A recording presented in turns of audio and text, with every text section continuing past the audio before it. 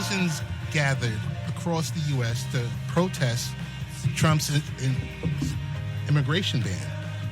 Thousands of protesters have gathered at airports and cities nationwide for another day to decry President Trump's executive order that temporarily restricts entry to the United States from 7 Muslim-majority countries and indefinite bans on Syrian refugees from entering the country.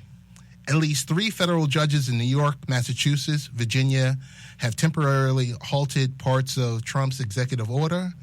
Lawyers stressed it was hard to know exactly how many people have been detained and where.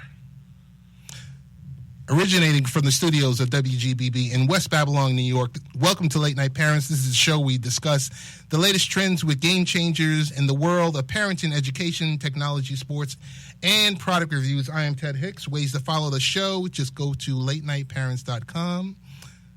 But we do this with the best team on the planet, a videographer,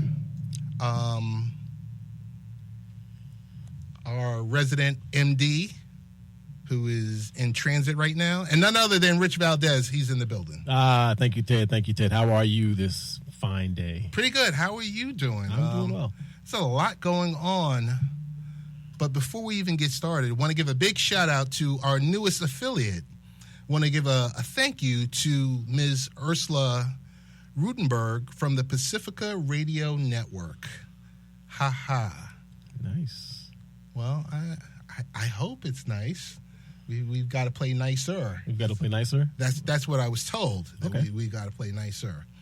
But some good things going on. You know, I mean, throughout this past 72 hours, it's just been chaos and mayhem on the cable news, on, regular network TV. We've been seeing people detained. We've been seeing all different types of protests happening. Yep. I don't know, Rich. Well, this is not unexpected.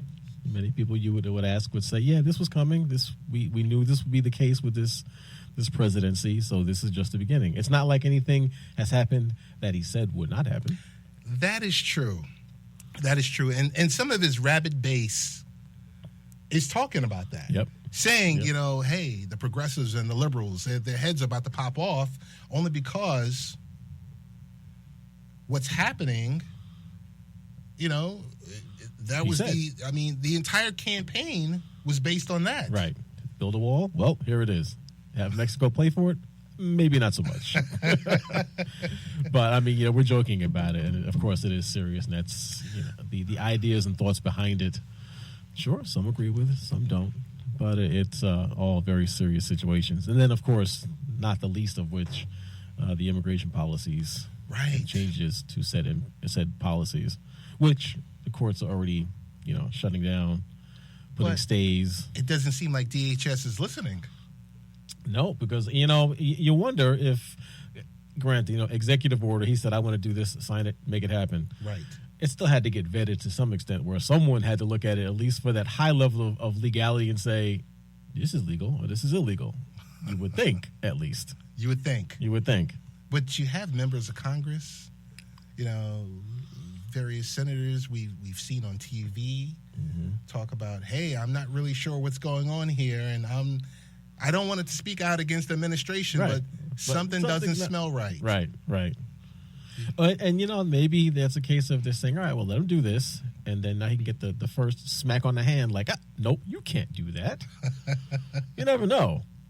Well, I guess the gentleman is thinking absolute power. Right. Corrupts, so, absolutely. But there's a bunch of things to cover, Rich. We have 2 amazing guests tonight, and our topics will be on data privacy. Okay. With Mr. Neil Giacobbi from AT&T. He's coming to talk to us virtually about the Digital U program. And none other than Gabrielle Van Rij, who will be discussing parents, teenagers, and the dangers of online dating. Those are our 2 subject matter experts that will be joining us.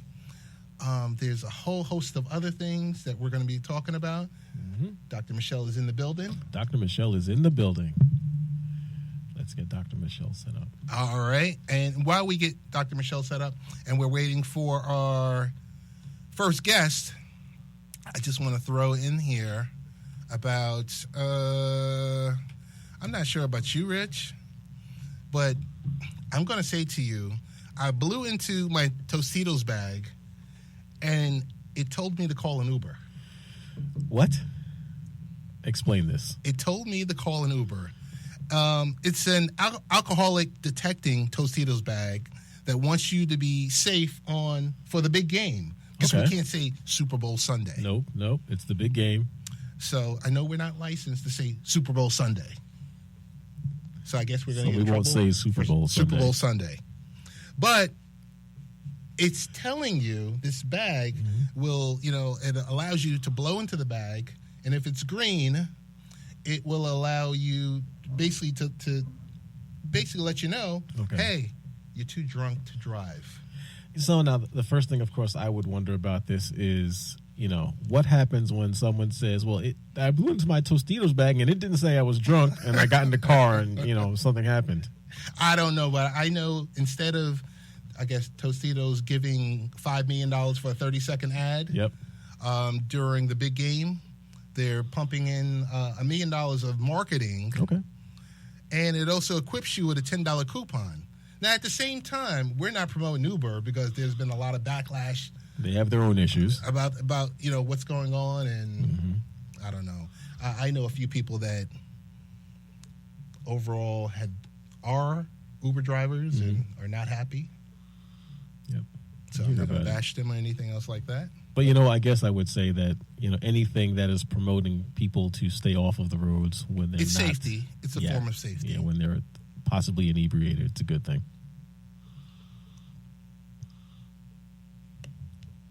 So, Dr. Michele, glad to see you with us today, as always. How are you? Thank you. It's good to be here with you guys. That's hanging wonderful. out for a little bit. For a little bit? For the whole show?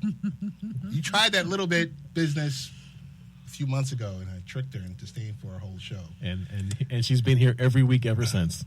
Almost every week. Almost every week. Yes, I was hoodwink. But I am here. For our initial segment, we want to discuss National Data Privacy Day. None other than our friend Neil Giacobbi is going to talk to us about Digital U. Neil has joined us previously, I would say maybe 2 months ago, in regards to the great things that his company, AT&T, was doing with the Department of Education.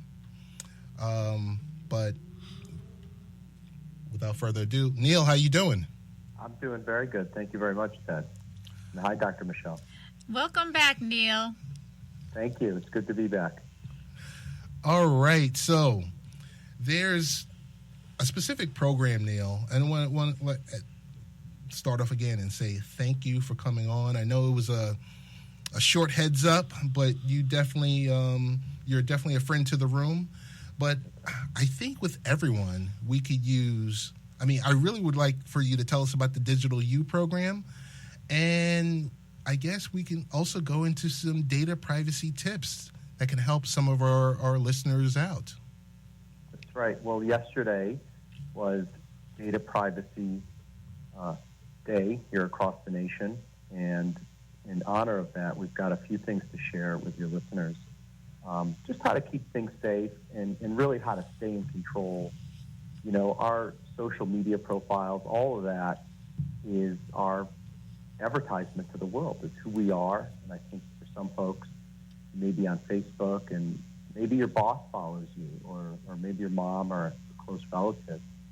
And all of those platforms, and even ones that are private like your email, are still really a voice to the world. And so we just got to keep all of that under control, and we do that through security and safety and keeping our data secure. And for most of us, that means a password. I know on some smartphones, like the ones that I use, I can unlock it with a thumbprint. But really for all the different platforms, a password is the way to get in. And so I want to talk to you a little bit about how we can keep that safe and yet use our social media freely and confidently, knowing that at no time something would be posted against our will or an email sent by us to someone else without us knowing. And that really comes down to controlling the settings on your device. And so if you're on a laptop, a desktop, or your smartphone, all of them have privacy settings in the settings of your phone. And they're used to just keep your password set. You can set how long it takes for your screen to lock, for your computer to lock. It should never be left open indefinitely, because that way, if you misplace it, anybody can get in and do whatever they want to your social media. Post something to Instagram without you knowing about it. And worse, maybe even steal some of your personal information that you could have stored on your phone or computer. So really the key to that is a password that's unique and strong, and it's something that you change all the time. Now, you don't want to write it down on a sticky on your computer desk, because that basically gives everyone, it's like hanging a key to your door outside and locking it and thinking you're going to be safe. So the key is to come up with a password that you can remember, but would be hard for someone to figure out, and you can make it a little random. Maybe a word or a phrase that you remember. I was reminded of a meme I saw, I think on Twitter, of the Taco Cat. Did you see Taco Cat? I don't know if you, Dr. Michele, you saw it. I've seen it. I haven't seen it. I haven't seen it either. Well, it's a cute cat dressed in, I think, like a crocheted taco costume, and that's a good word. It's a word that you can remember, but it's kind of random too. And so, to make your password really tight and secure, maybe make one of the letters in Taco Cat a capital letter, and maybe add a number that you remember, not like your birth year, because that's something that folks can easily find out on the internet by searching your name and really digging a little bit. It's pretty easy to figure that out about someone. And then maybe something else that's memorable, like a pound sign or an exclamation point or something. And that combination of characters is actually kind of difficult to figure out. To sit at a keyboard, it's almost impossible. You need to see it written down, or you need to have access to it somewhere. So that's one thing that's really important to do. And of course, never share your password with anybody. You know, you mentioned before, Ted, that cyberbullying campaign that AT&T we ran in the fall for teenagers to create films, and we did polling. It was a really amazing program. And that one story that was told in a documentary created by a teen was of a young woman whose boyfriend had posted pictures of her on her own Instagram without her knowledge. I remember. After they broke up. And it was a really startling story, and it completely disrupted her life. She survived it. She lived to tell. But it was a trusting someone. You know, she was in love maybe, and felt that she could trust her password in his possession, and then things went bad, and then things went really bad when he used her social media against her will. And so no matter the circumstances, there's no reason to ever share your password with anyone. And then, of course, just change it. Change it every 6 months. If you ever think that someone saw it, or you left maybe a computer unlocked and someone was, around an open office space and might have seen something, just change it. Find, burrito dog. I don't know if that's a name. But whatever it is, just take control of your passwords and mix it up a little bit. In my personal life, I have a different one for different types of accounts, for my banking, for my email, for my social media. They're all different passwords. And it's most of them are remembered by my browser. I think a lot of folks do that, where you use a certain browser and it will remember your passwords for you. That's fine, as long as your computer's locked. Right? If you leave your computer unlocked and your browser remembers all the passwords, again, that's like leaving the key outside your door and locking your door. You shouldn't do that. And it's okay for your browser to remember your passwords, just as long as you're vigilant about changing your passwords every 2-3 months, maybe 4-6 months, depending on how many devices you're logged into at any one time. I have a computer at work, I've got one at home, I've got my mobile device. So that's 3 different places where I'm logged in at one time. When I change the passwords, sure, it's annoying. Everything, I have to relog into everything all over again, but the hassle of resetting passwords is a lot less than having to fight stolen identity or accounts opened in your name, having credit problems because somebody got access to your personal information, was able to open up accounts in your name. That's a huge hassle, and for anybody who's experienced it, you know exactly what that can go through. What you can go through to try to repair the damage from unauthorized access to your personal material. So either way, it comes down to your password, and then just the other basic tips. Just don't click a link if you ever receive one in an email that looks a little weird from someone you haven't heard from in a while. It asks you for your personal information. Here, take a survey. And oh, by the way, can you give us your birthday? Can you give us your address? Can you give us your gender, et cetera, et cetera? You could be authorizing some activity without knowing it. And that's really the basic tip. That's like the first line of defense. And just think about, in the back of your head, when was the last time you changed your password? I don't know, Ted. Have you changed yours recently, or Dr. Michele? I do mine all of the time, quite frequently, and especially since the office has the electronic health records since 2008. We initially, when we first started, everyone was used to using a computer, so they're thinking that, when they finish seeing a patient, they don't have to necessarily lock the computer. Well, fortunately, those people are no longer in the office with us, but that was a major issue. And when one time one of the assistants walked into the room and somebody was sitting at the computer going on the internet. Wow. So needless to say, we had talked about safety and changing your passwords, making sure you lock the computer every time you walk out. But now it's not an issue because everyone knows what can happen if you don't do what you're supposed to be doing. Right. And like I said, that was back in 2008 when we first started with the electronic records. So right, and a particular responsibility for medical professionals. Mm-hmm. Yes. Neil, Rich, and I are in IT, so we're forced to change our passwords On a very regular basis. because we have to. But Neil, so what's your opinion, or if you have an opinion on some of like the password management utilities? The first one that comes off the top of my head is like LastPass. Yep. These are, I find it to be a really, really efficient way to manage your passwords, but also makes it a little easier on that time when you change the password. At least, some of these utilities will kind of let it update whenever, provided, like you said before, you're using, say, the same computer or the same browser via plugin. They'll let you manage your passwords, change your passwords across the board when the time comes. What's your opinion on some of those utilities? Well, there's a whole family of them, Rich, and they are excellent solutions for people who manage a whole digital life, a whole digital and social life, and business and personal affairs and your social media. They're indispensable, and I think they're terrific with one caveat, and that's just to always keep your apps up to date. Right. Keep your browsers up to date. And that's an easy way to make sure you've got the latest encryption, which these apps do, deployed very aggressively to keep all your data secure. And of course, if you have that on your phone, you got to lock your phone. Yep. And if you go into most smartphones, you see a time limit. You could set a timer, so lock after 1 minute, lock after Right. 5 or 10 or 15.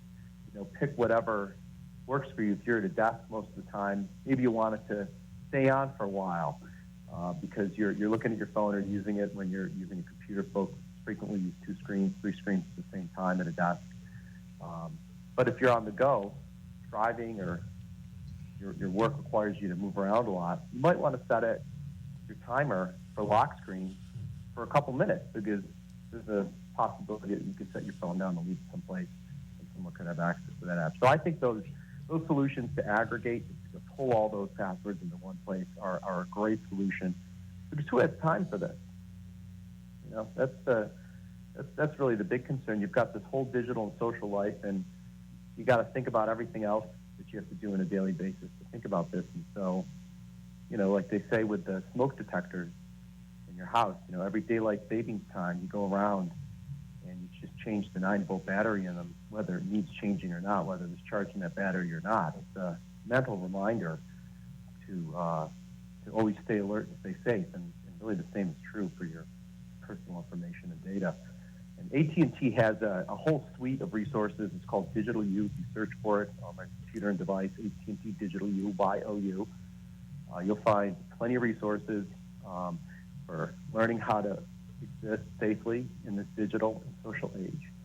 and to help young people get acquainted with social media and the internet, and help seniors plug in and communicate with their grandchildren or their family using devices they may already have in their home. So I'm really proud to celebrate National Data Privacy Day with these important tips for folks. Neil, want to definitely thank you for joining us. I am enjoying the Later Haters, or should I say hashtag Later Haters, on Digital U at 8.AT&T.com. Neil, best ways to find out about this initiative or National Privacy Day, and best ways to get in contact with you. Sure. Yeah, that's really terrific. If you want to find me, if you're on LinkedIn, you could search for me and find me. I'll spell my name for your listeners. It's Giacobbi.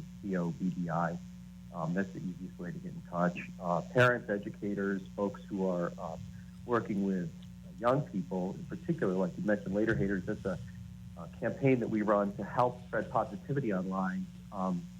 We do it through social media, through Instagram and Twitter. We're interacting with tens of thousands of adolescents and preteens who all they've known is digital and social media, unlike us who remember having a TV with a 20-foot cord and a little plastic box, and that was pretty much...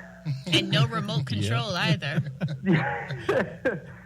I remember my mom with the phone receiver and the big thing on their shoulder and like a big tangled up cord in the kitchen in the dining room. I think a huge portion of the population knows exactly what I'm talking about. Yes. But for a 12-year-old, pretty much the iPhone is it. And to make a similar comparison to back in the Stone Age, when we had those wall phones, the software and computer power it took to launch the space shuttle is pretty much the equivalent that's on your 12-year-old's iPhone today. Yep. And so you guys know that you're in the business. So it's a huge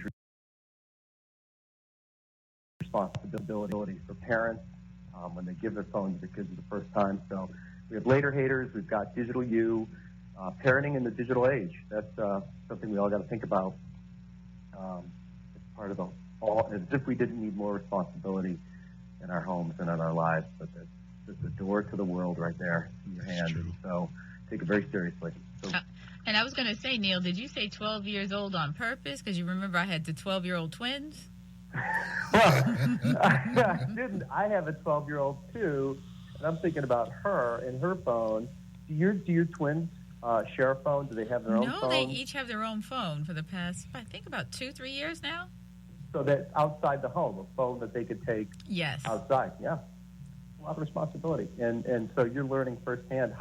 Let me ask you, what are some of your approaches to staying involved in your kids' social media world? Well, I check the phone on a daily basis just to see where he's been surfing and texting and calling and the incoming calls, because sometimes he's also, I guess, whoever had the phone number before they had their numbers, occasionally that people don't realize that the number no longer belongs to that person.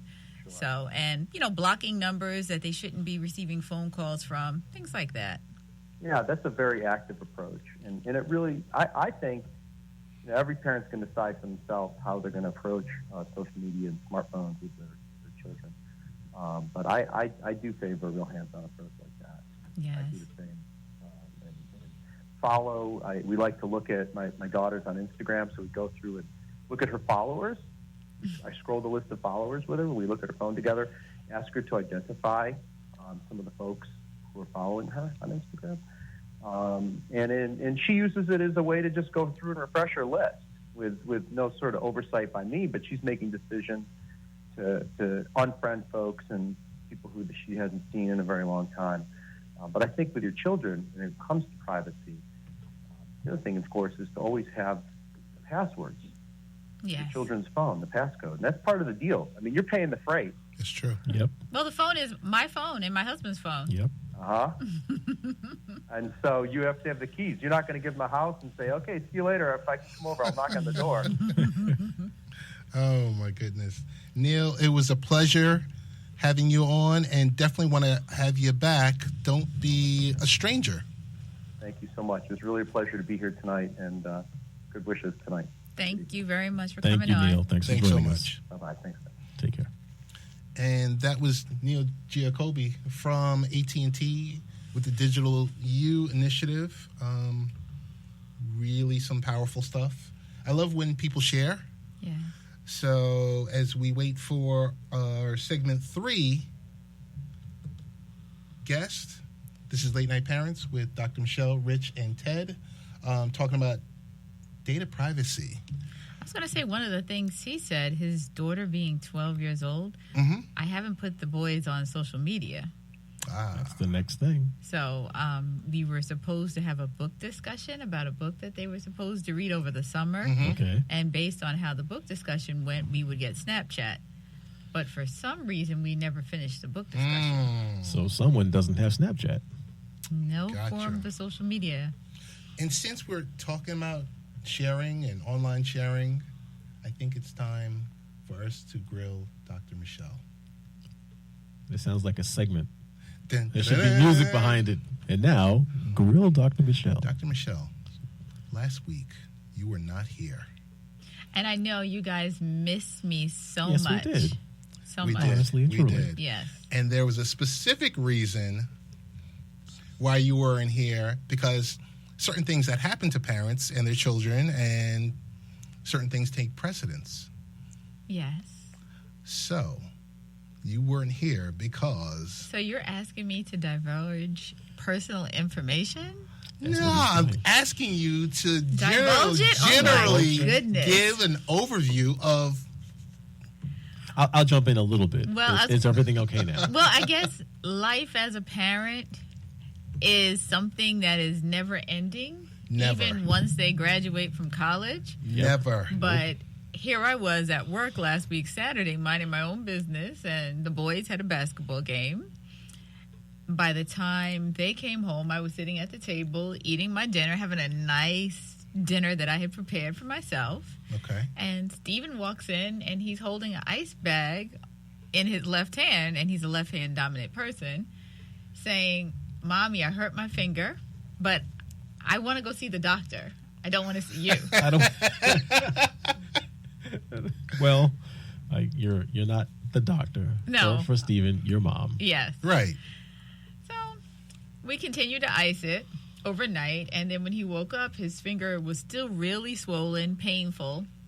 So he went to the emergency room, and the emergency room sent him to the urgent care, and the urgent care at one facility sent him to another urgent care. Wow. Yes. Each of And them charging you for the after visit. after he went to his doctor's office, but his doctor's office wasn't able to see them because they were completely booked, and triple booked, they said.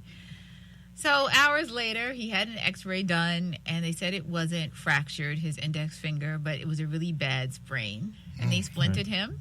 And I wasn't able to come to the show because I was also making sure that they were all set for midterm. Right. And like I said, with Steven being a left-handed person, there goes his whole week of writing. Right. Right. And but he's a good trooper. He was able to push through. He saw the orthopedic doctor. They re-splinted him, gave him a nice sturdy splint that's double-sided, and he's on the mend.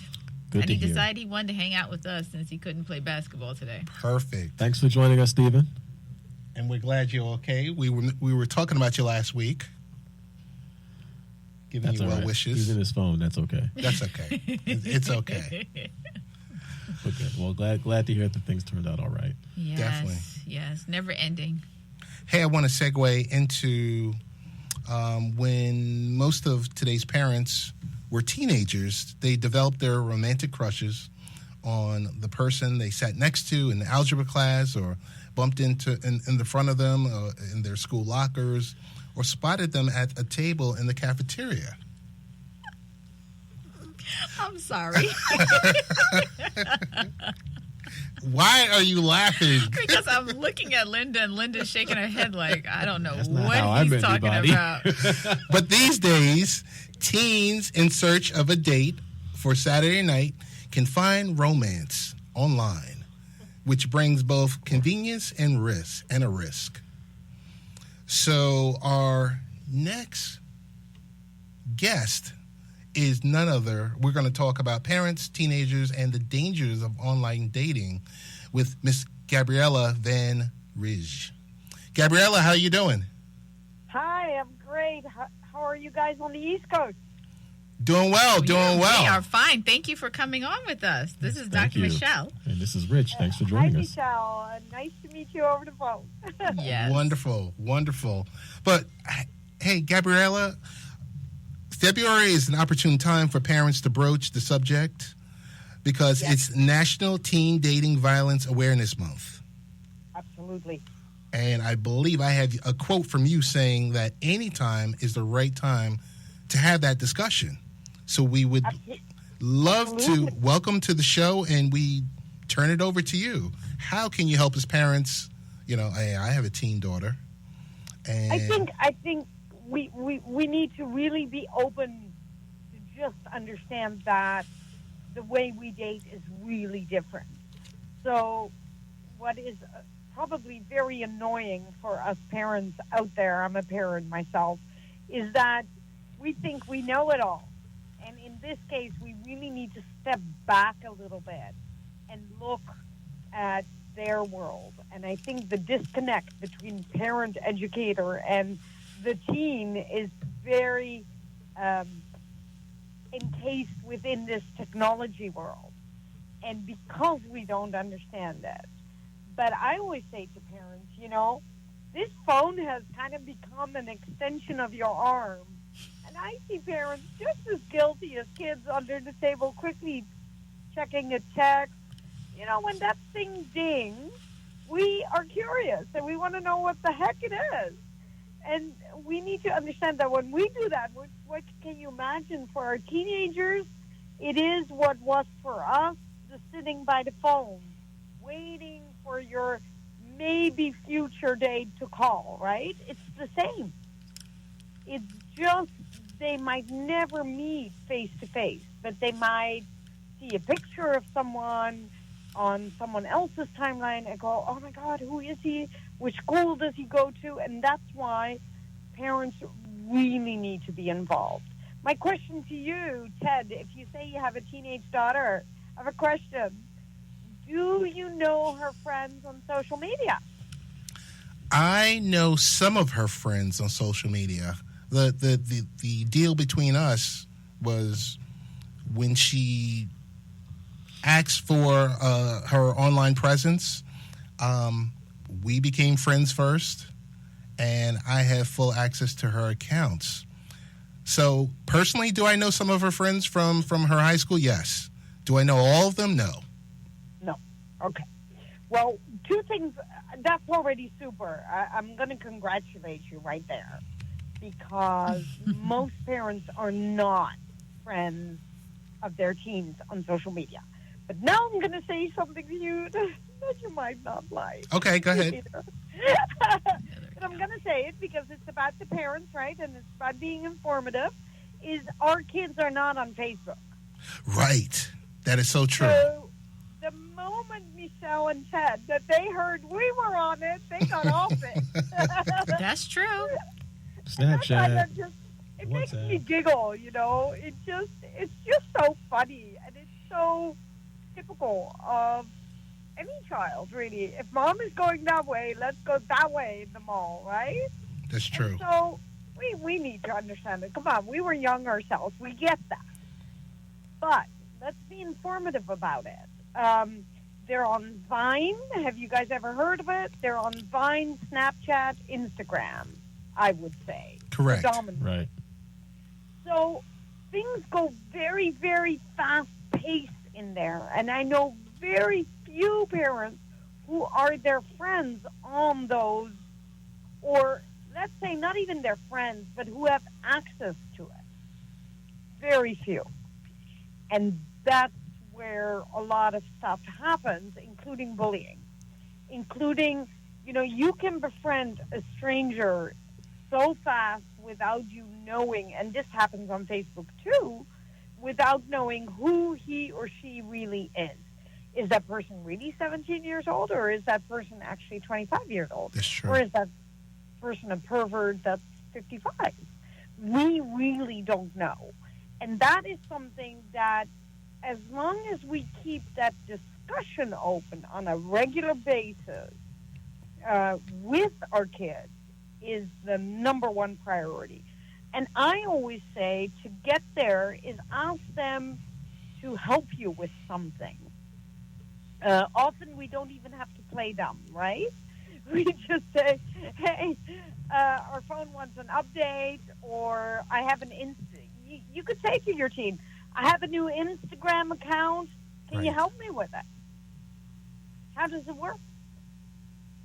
And before you actually know it, they're generally kind of like interested in helping you. So they're very kind of like, okay. But once they get into actually educating you on the technology, you learn a lot. And it gives you, I always say to the parents, this is your segue to start talking. This is your segue to say, well, but tell me more about it. How do these things online happen? What am I missing? Teach me something. And the kids will actually open up. They will tell you what they see online, the meanness, the violence. And that gives you a clue to say, well, do you do anything? Do you report it? Do you know who the person is that they're threatening? Does your girlfriend actually know who she's dating? That's true. And these are all important things. And before you know it, the child actually really communicates with you. I have never not seen that this advice works. It really works. And it doesn't work, of course, when you say, well, I've heard that you've done this, this, and this, or that a picture is floating of you in a bra or with you in your underwear. And this could be a boy, huh? This is boy and girls both. That is not the attitude, because when you go that way, they feel attacked. And then they'll tell you everyone does it, right? Everyone does it. Oh, what's the picture? It's Snapchat. It's gone in a second. But it's never actually gone. Right. It's. I mean, the minute you screen capture it in Snapchat, I mean, yes, it sends you a message, but then you have it. But you are only one of the few parents, I would say you're in the 1% that I know that says this. Because most parents don't even know how to do a screen capture. I always have to teach them during my talk. We're pretty tech savvy here.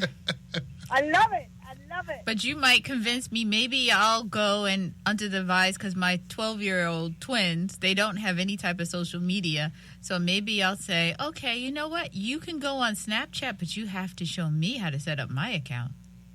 Yeah, that would really help. I can tell you that one day we did in high school, we did a skit, like fake, on Snapchat, and we used Snapchat, Facebook, and Instagram. It went viral within the school. I think it was 1,100 kids, let's say, between the ages of 13 and a half and above. In the evening, when I had all the parents, there was only one parent that knew. One knew that the incident was totally fake, because she actually called her daughter and said, someone called you a bad word. Is it true? Did you break up with your boyfriend? What's going on? Right? She was concerned. And this was daytime, so I was so happy with that parent, because instead of looking at our own messages on Facebook, we should really, really have, so that mother saw the Snapchat, and it was suggestive, and the comments under it were terrible. And then Instagram was even more, but she knew all of it.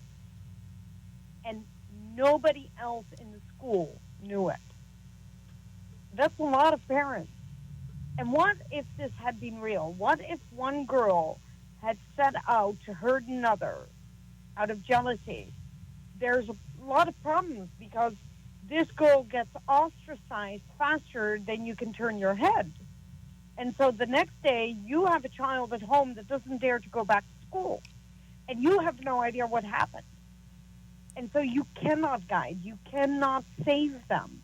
You cannot teach them security if you cannot get into that world and help them. That's true. But the first thing is communication. And the question that I get over and over, how do I communicate with my child when she doesn't want to?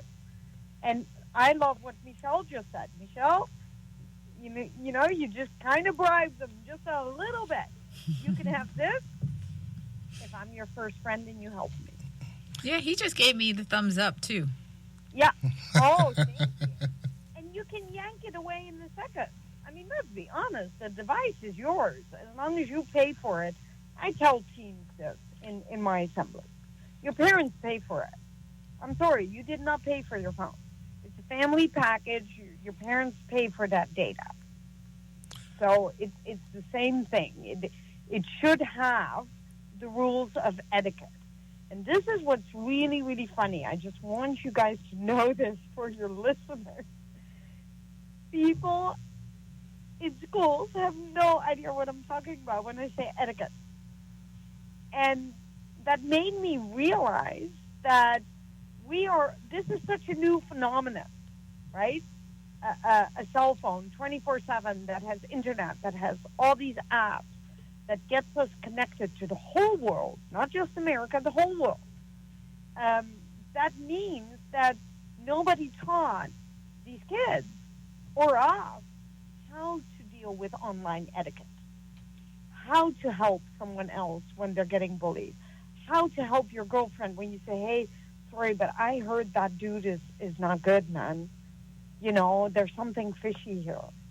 I just can tell you that when my child was 14, at her school, and it was because my kid reported it to me, that I went to the mother, who didn't believe me.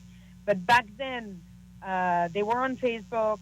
The friend of my daughter had befriended a man, and it ended up being a man of 40. Oh, wow. While they were 14. Yeah. Wow. So he got caught. Because the good thing is these kids remember the conversations, right? And so they said, no, he said he was from there.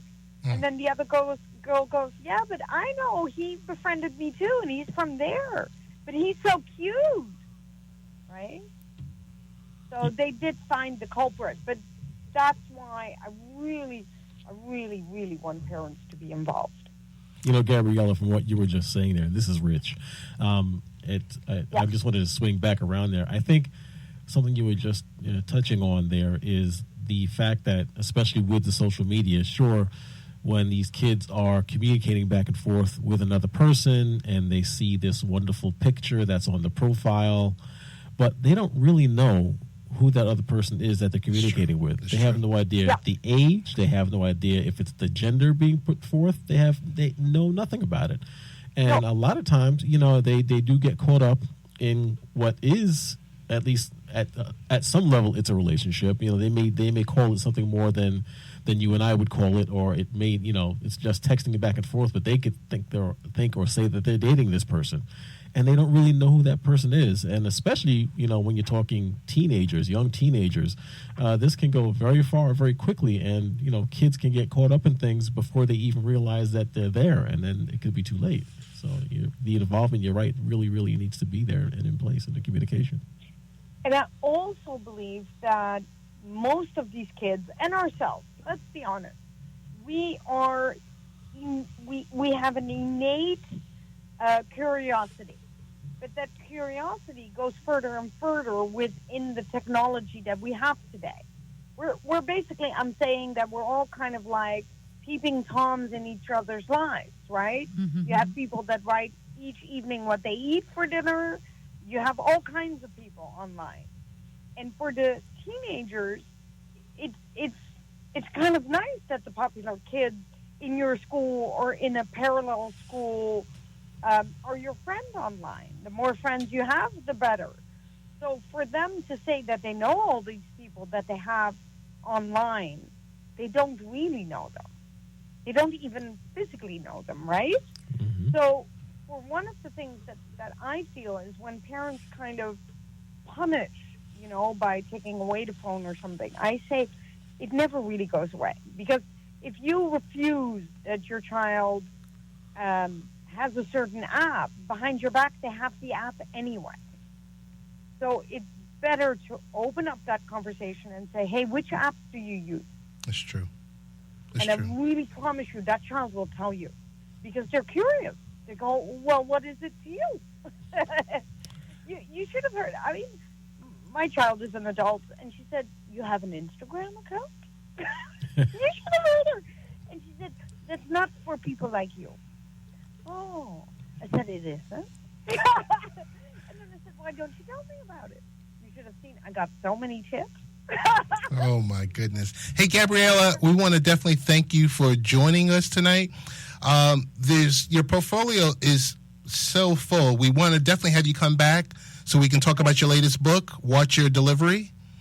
Okay. Also, your website, Gabriella.global, is that the best way to get in contact with you? Or Gabriella.global and hashtag Dare to Be Kind, because then people don't have to type my last name, which is difficult.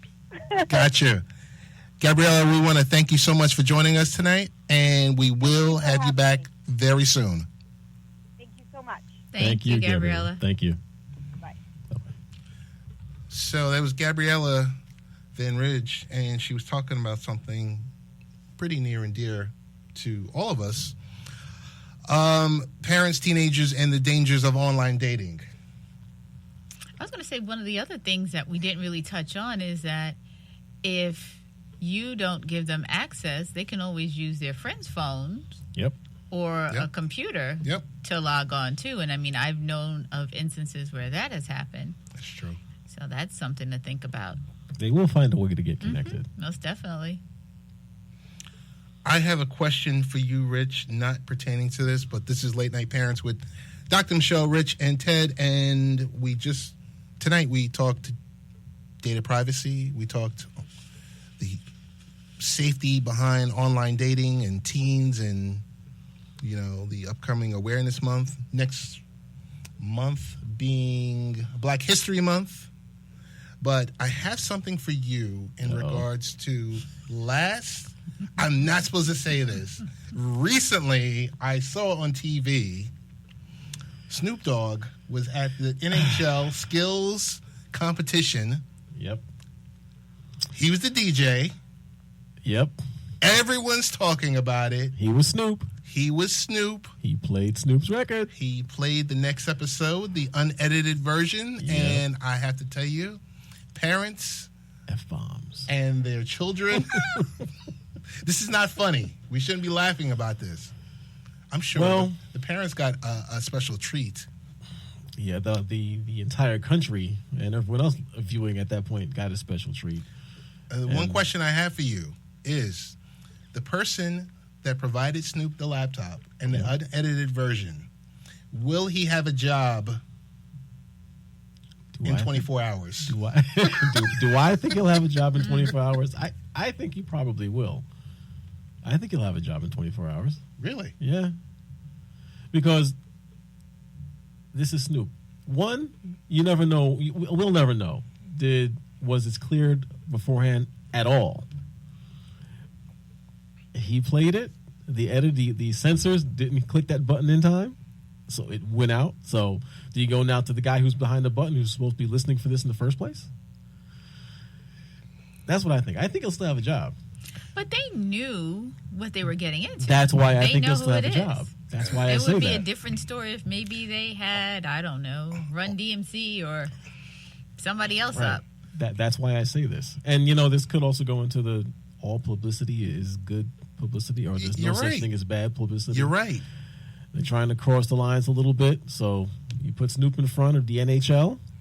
When everyone's sitting there watching, you let loose an F-bomb. I'm not saying it was right, but this is what happens.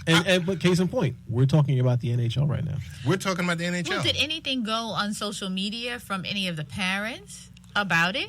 From sporting organizations and sporting media websites, regular media. No, but I'm saying the parents that were there, what did they say? Did they say anything? I didn't check, but I'm sure between last night and today, it was kind of. This is an organization, the NHL. Yep. One of the top four. Yep. Generates $4 billion in revenue. A lot of money. No publicity is bad publicity. I don't know, but I'm sure there's going to be someone that's going to be Please. upset. I think they Someone's knew upset. exactly what they were getting themselves Well, it's into. L.A., Dr. Michelle. It's L.A. But it's Snoop. It's Snoop. and it's Snoop. That's why I Snoop say is I don't Snoop. think the person's out of a job. No, not at all. And I think everyone knows the different stages of Snoop. Right. I disagree humbly with both of you. Yeah, go right ahead. Because I think the person, there has to be a fall guy. There's got to be a fall guy. There has to be a fall guy, and somebody. You know who the fall guy was? Is whoever set it up. Right. That's who Right. the fall guy is. Right. Whoever set up Yes. the I agree with you. initial agreement. Snoop, That's we the need you to fall play some guy. music. He says, I got some music to play, and they never listened to the music. Well, what song are you going to play? I'm going to play this song. Okay. There you go. That's the fall guy. All right. We shall see. We'll see. We'll be We interested shall to see see. what happens. Next week, Radio Row is going to be in Houston, Texas. Radio Row with the Super Bowl. Years ago, there were 250 or so radio stations there. Last year was 114. This year could be even less. And these are traditional terrestrial radio stations? Terrestrial radio stations. I think the budgets are just drying up. I don't know. Or it's a matter of now more and more broadcasting like we are over the internet. That's Do true. that broadcast there, and it's the same audience or larger potentially. Mm-hmm. But that's interesting. That is interesting to see what Yes. happens year over year and when this Year bottoms over out. year, as it's it's either, hey, you work for the 4-letter network or Right. one of the 3-letter networks, Yep. or that's it. I don't know. But other than that, we're getting ready to close. Want to go round robin. Your weeks, the week that you have coming up, the big game and everything else like that. The big game. Don't know what I'm doing for the big game yet. I know But what looking we're forward to it. doing. We're What going to are we be hanging doing? out at somebody's house, 1 or 2. Flip a coin. There you go. Flip a coin. That's all right. We can do that. Ted or Rich. We can do that. I would prefer to hang out in the mansion in Eastern Long Island, The doctor's mansion. the doctor's mansion. When you find that and buy that, you just let me know, because I will be the first one there. We'll decide something. Let's commit to decide something by the middle of the week. Okay, Okay. All right. that sounds something. good. That sounds That'll good. be good. Once again, we want to thank our newest affiliates at Pacifica Radio. Radio Pacifica, or Pacifica Radio Network. Once again, to Ursula Rudenberg, thank you for believing in us. And yes, all those phone calls to bug the you-know-what out of you. But round robin, best ways to get in contact with you guys. I am, as always, if you want me on Twitter, it's RICHIEV_NY on Twitter, or on Facebook, it's The Real Richie V. And it's been 2 weeks. We haven't heard it. We did say it. I've got to hear it. We did say it, though. We did say it last We week. did say it last week. Can you please say it, Dr. Michelle? So, Dr. Michelle, what would be the best ways to contact you on social media? The best ways to contact me on Facebook is Dr. Michelle with 1 L, middle initial C, last name REED, and online and Twitter and Instagram, it's Ask Dr. Michelle with 1 L. Ask Dr. Michelle. Best ways to reach me. Okay. And I'm looking forward to a great party and celebration and some good food. We're going to, by the middle of the week, I wasn't we will finished with decide my on this. sentence. I'm sorry. All right. For this special game that's going to be taking place. I didn't say what game. The big The game. big game. So, Ted, Okay. the best ways to contact you?